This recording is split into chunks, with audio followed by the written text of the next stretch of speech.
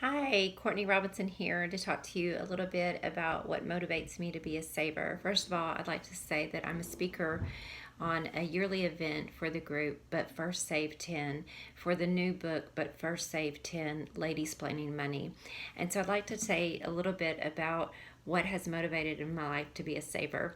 And that is the fact that I was primarily raised by Depression era grandparents. My grandparents were my primary caregivers, and they were extremely frugal. They had gone through the Depression. My grandmother and grandfather were born during the 1918 pandemic and lived through that, and then the Depression after that, and then the war.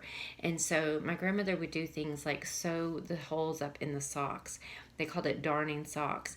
And we lived a very modest lifestyle. We lived in a neighborhood in town, and we had the most modest house, if you would, in the neighborhood.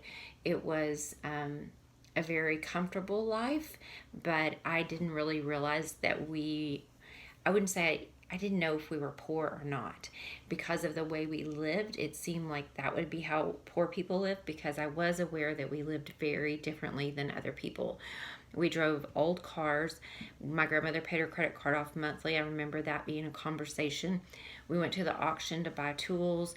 We didn't buy a lot of things that we didn't need. We held on to things, the same TV, until they were worn out. We had the same microwave my whole life, which we got a microwave when they came out, but we never had a new microwave.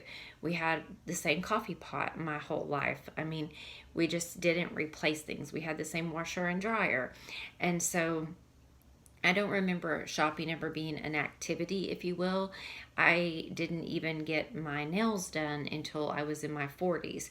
So that was a luxury to me. So I just want to say that is what has motivated me mostly, is the influence of my grandparents.